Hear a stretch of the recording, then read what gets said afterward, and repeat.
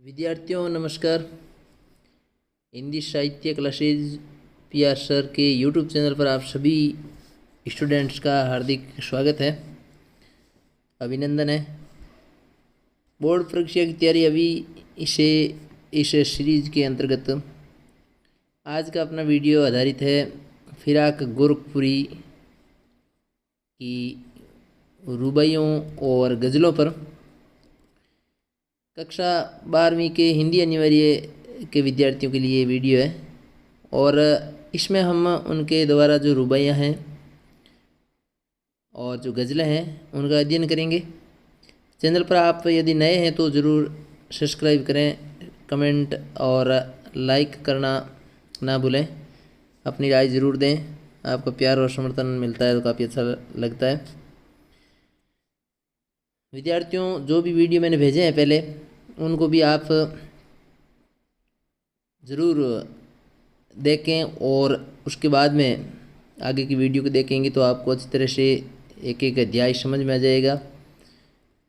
कोई भी चीज़ वस्तु समझ में नहीं आती है तो आप ज़रूर कमेंट करके बता सकते हैं, जिससे हम उसका निवारण भी करेंगे। विद्यार्थियों, फिराक गोरखपुरी का जो मूल नाम है वो है रघुपति शाही फिराक और इनका जन्म 28 अगस्त सन 1896 गोरखपुर उत्तर प्रदेश में हुआ। और इसके बाद में इनकी बात करते हैं शिक्षा के बारे में। तो ये कर्तृत्व और वक्तृत्व है, कोई परिचय पूछा भी जाएगा आपके। रामकृष्ण की कहानियों से शुरुआत हुई, बाद की शिक्षा अरबी, फारसी, अंग्रेजी भाषा में हुई। 1917 डिप्टी कलेक्टर के पद पर भी चयनित हुए। स्वराज आंदोलन के लिए भी इन्होंने योगदान दिया और इसके लिए 1918 में पद का त्याग भी कर दिया। 1920 में गांधी जी के जो आंदोलन चलाए गए स्वाधीनता आंदोलन में हिस्सेदारी कारण 1.5 वर्ष की जेल भी हुई, कारावास। इलाहाबाद विश्वविद्यालय से अंग्रेजी विभाग में अध्यापक भी रहे। तो विद्यार्थियों, इनका आज़ादी के क्रांति में भी क्रांतिकारी भूमिका भी इन्होंने निभाई, अहम योगदान था। इनकी कुछ रचना है। गुले नगमा के लिए साहित्य अकादमी पुरस्कार मिला, बहुत महत्वपूर्ण है, आप इसको जरूर याद रखें, हाईलाइट कर रखा है। ज्ञानपीठ पुरस्कार भी मिला इनको। सोवियत नेहरू अवार्ड, महत्वपूर्ण कृतियाँ इनकी है गुले नगमा, बज़ में ज़िंदगी, रंगे शायरी, उर्दू, गज़ल गोई आदि। और 1896 में जन्म के बाद 1983 में इनका निधन हो गया। तो विद्यार्थियों, हम आगे पढ़ते हैं इनका कर्तृत्व वक्तृत्व। अब तुमसे रुखसत होता हूँ, आओ संभालो साजे गज़ल, नए तराने छेड़ो, मेरे नगमों को नींद आती है। तो कहने का अर्थ है ज़िंदगी में आगे बढ़ने की बात यहाँ बताई है, ज़िंदगी में नया पल लाने की बात कही गई है। उर्दू शायरी मतलब एक हम कह सकते हैं कि छंद मान सकते हैं या एक लेखन शैली है जिसे जो है वो रुबाई कहा जाता है। उर्दू शायरी का बड़ा हिस्सा रोमानियत यानी रोमांस से भरा हुआ, रहस्य और शास्त्रीयता से बंधा रहा है, जिसमें लोक जीवन और प्रकृति के पक्ष बहुत कम उभर पाए।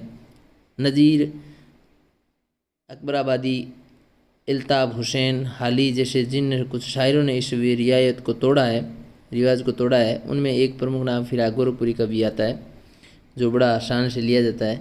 फिराक ने परंपरागत भावबोध और शब्द भंडार का उपयोग करते हुए उसे नई भाषा और नए विषयों से जुड़ा। उनके यहाँ सामाजिक दुख दर्द व्यक्तिगत अनुभूति बनकर शायरी में ढला है।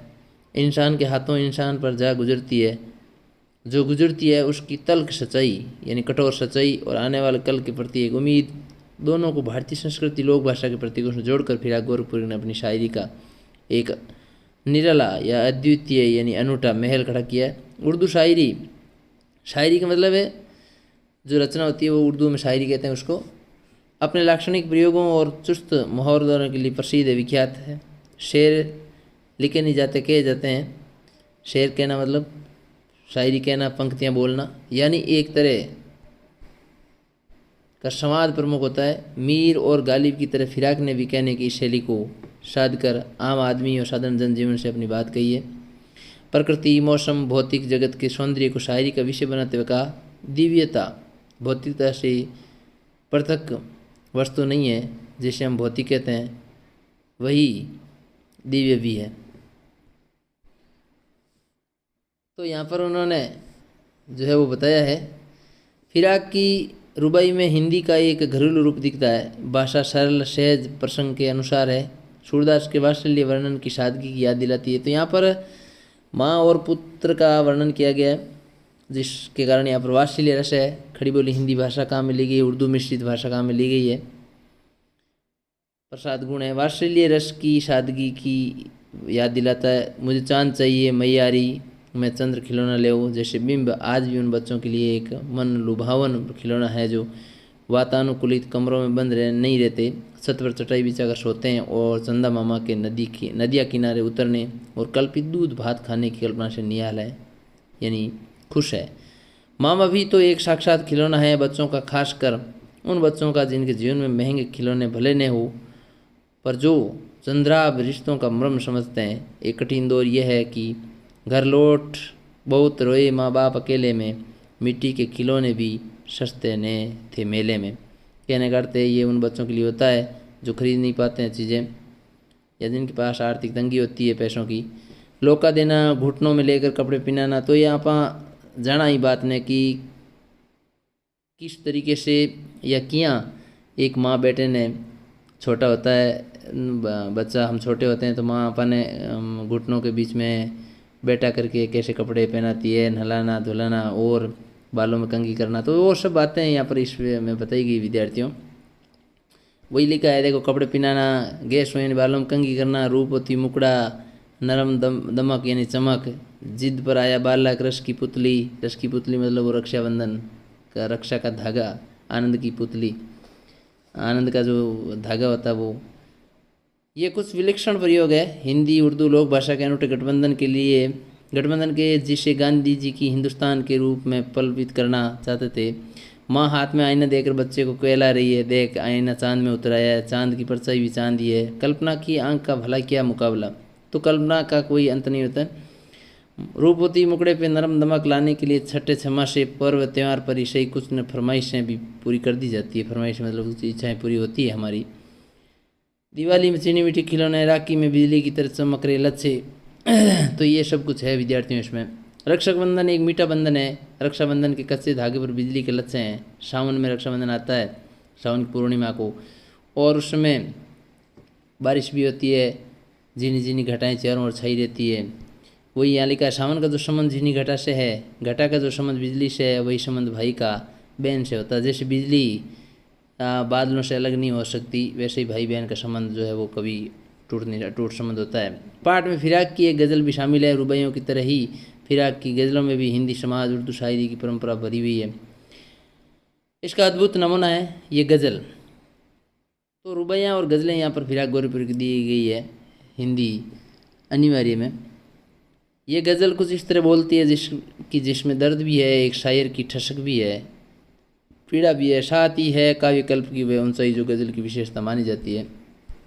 तो विद्यार्थियों, आज हम इस वीडियो के अंतर्गत रुबाइयों का अध्ययन करेंगे और सेकंड वीडियो में हम जो गज़लें हैं उनका अध्ययन करेंगे, जो मैं अलग से आपके लिए अपलोड कर दूंगा।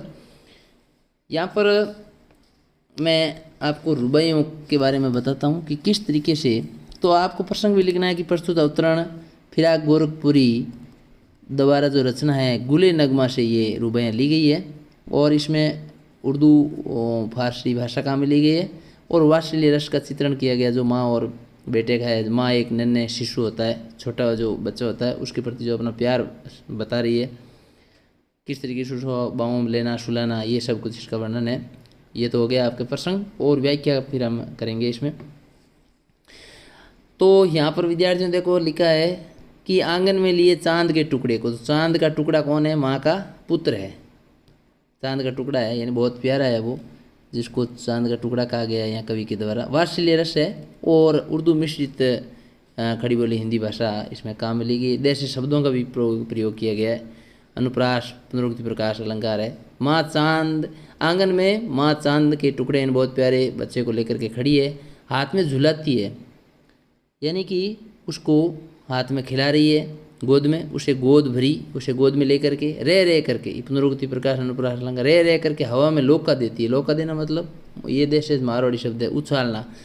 तो जी हम बच्चों या करे और गोद में माँ ले पर और भी ने यूँ ऊंचो नीचो उछाले तो वो लोका देनो कहलावे। लोका देती है, गूंज उठती है खिलखिलाते वर्षे की हंसी। और जैसे आप देखो छोटा शिशु है 2-3 साल का, साल भर का, 5-6 महीने का, तो उसको ऊपर नीचे माँ ऐसे गोद में उछालती है तो वो हंसता भी है खिलखिला के। इसी तरीके की ये बात यहाँ पर बताई गई है। नहला के फिर बाद में माँ बच्चे को नहलाती है, स्नान करवाती, छलके छलके यानी छलक छलक करके। छलके छलके का मतलब है अच्छी तरीके से, अच्छी प्रकार से वो छलका छलका करके, हाथ से मसल मसल करके, निर्मल पवित्र जल से उलझे हुए बाल नला करके बाद में उसके जो उलझे हुए गैसों यानी बालों, गैसों का अर्थ मतलब उसके जो बाल हैं बालों में निर्मल जल से उलझे हुए गैसों में कंघी करके। तो उलझे हुए बालों बाद में माँ कंघी भी करती है। हम देखो हम छोटे होते हैं तो छोटे थे या छोटा बच्चा होता है तो माँ उसको सब कुछ करती है, उसका काम करती है। वही बात यहाँ पर बताती है कि माँ और पुत्र का जो प्रेम है, पुत्र ही का वात्सल्य प्रेम होता है, वो रस होता है वहाँ पर। तो बालों में कंघी करके किस प्यार से देखता है बच्चा। और जब माँ ऐसे करती है तो बच्चा माँ के मुंह को ताकता रहता है, बड़े प्यार से माँ के मुंह को देखता है। उसके बाद माँ जब घुटनों में लेकर के उसे पहनाती है कपड़े, तो छोटा बच्चा होता है तो मानता नहीं है, जिद करता है या गुस्सा करता है, तो माँ उसको दोनों घुटनों के बीच में ऐसे पकड़ लेती है और फिर उसको कपड़े पहनाती है।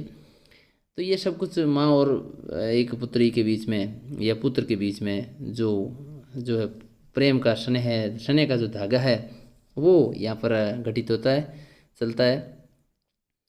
फिर क्या होता है, दिवाली की शाम। अब दिवाली आ गई तो दीपावली की शाम घर को सजाया जाता है, पूता जाता है, लीपा जाता है और चीनी मिट्टी के बर्तनों से जो दीपक हैं लाए जाते हैं, घर को चारों ओर जगमगाते हैं वो। और वो रूपवती मुखड़े पे एक नरम दमक। और रूपवती मुखड़ा कौन, माँ का जो माँ है, माँ के मुख पर एक नरम दमक यानी चमक, एक चमक होती है माँ के मुख पर कि उसका बेटा किस तरीके से जो खेल रहा है, हंस रहा है। आज दीपावली का पर्व है। बच्चे के घरों में घरौंदे यानी बच्चे के घर में भी जलाती दीपक। तो बच्चों का भी अपना, छोटे बच्चे होते हैं उनका अपना एक घर होता है विद्यार्थियों, और उस घर में भी माँ एक दीपक जलाती है, वहाँ पर दिया जलाती है। उसके बाद में देखो और क्या लिखा है, तो रुबाइयों का अध्ययन कर रहे हैं विद्यार्थियों हम यहाँ पर। और उसके बाद में हमने पढ़ा पूता सजाया जाता है, पूता यानी साफ सुथरा किया जाता है घर को। उसके बाद देखो आंगन में ठुनक रहा है। ठुनक रहा है मतलब ठुनकने का मतलब हो गया जिद पर चल रहा है, नाराज़गी है। ठुनकना मतलब नाराज़ है, जिद आया यानी उस जिद पर आया हुआ है, जिद पर अड़ गया है बच्चा। और क्यों जिद पर अड़ा है, क्यों कह रहा है वो कि मुझे चांद चाहिए। तो बालक तो यही चांद पे ललचा है, यानी वो कह रहा है कि चांद चाहिए मुझे। दर्पण उसे दे के कह रही है माँ, देख आईने में चांद उतरे। और जब बच्चा जिद पड़ जाता है तो माँ चांद के सामने वो दर्पण करती है, शीशा करती है और कहती देख चांद है वो दर्पण में उतरा गया है, अब तू इसको देख ले अच्छी तरह से। तो बस इस तरीके से माँ उसकी जिद को पूरी करती है। फिर क्या होता है, बाद में रक्षाबंधन आ जाता है। और सावन माह में रक्षाबंधन का त्यौहार भाई बहन का बड़ा पवित्र त्यौहार होता है। तो रक्षाबंधन की सुबह रस की पुतली। तो रक्षाबंधन की सुबह रस यानी आनंद की पुतली, कहने का मतलब है रक्षाबंधन की जो सुबह होती है बड़ी आनंद की होती है, सुबह आनंद की सुबह होती है। बड़ा सुंदर और अच्छा वातावरण होता है उस दिन, क्योंकि भाई बहन का स्नेह का त्यौहार, प्यार प्रेम का त्यौहार होता है। छाइए घटा गगन की हल्की हल्की, तो पुनरुक्ति प्रकाश अलंकार हल्की हल्की में। और सावन माह में रक्षाबंधन पर बारिश भी होती है, गगन आकाश में हल्की हल्की बादलों की घटा छाई रहती है, बिजली की तरह चमक रहे हैं। उस समय बादलों में बिजली भी चमकती है। और वैसे ही बिजली की तरह ही, तो उपमा अलंकार है, बिजली की तरह ही जो रक्षा का जो धागा है, रक्षाबंधन का जो प्रेम का त्यौहार है जिसमें राखी है, वो भी उस बिजली की तरह ही चमक रही है। और ऐसी चमकती हुई राखी को बहन फिर भाई के कलाई पर बांधती है और बहुत अच्छी सुंदर राखी वो चमकती हुई दिखाई देती है, लगती है। तो इस प्रकार विद्यार्थियों यहाँ पर माँ और पुत्र के वात्सल्य रस के माध्यम से वर्णन किया गया कि किस प्रकार एक बच्चे को माँ उसकी सब जो आशाएं होती है या उसकी आकांक्षाएं होती है, कामनाएं पूरी करती है। और जो है वो बड़ा स्नेह से भरा हुआ ये वार्तालाप होता है माँ और पुत्र का। तो इसमें यहाँ पर वर्णन किया गया है। यहाँ लिखा है रुबाई उर्दू और फारसी के छंद और लेखन शैली जिसमें 4 पंक्तियाँ होती है। तो यहाँ पर ये कई बार प्रश्न आता है रुबाई किसे कहते हैं। तो ये उर्दू का छंद और या लेखन शैली जिसमें 4 पंक्तियाँ, पहली और दूसरी चौथी पंक्ति में तुक मिलाया जाता है, तीसरी पंक्ति स्वतंत्र होती है, स्वच्छंद होती है, जिसे रुबाई कहते हैं। तो विद्यार्थियों इसको भी आप ज़रूर ध्यान रखें। और आगे जो गज़लें दी हुई है काफ़ी, उन गज़लों का हम नेक्स्ट वीडियो में अध्ययन करेंगे। तब तक के लिए जय हिंद, जय भारत। आप इसका बिना स्किप किए पूरा अध्ययन करें, आपको इस तरह से ये पाठ समझ में आ जाएगा। छुट्टियों का पूरा उपयोग करें। मिलते हैं अगले वीडियो में, तब तक के लिए जय हिंद, थैंक यू।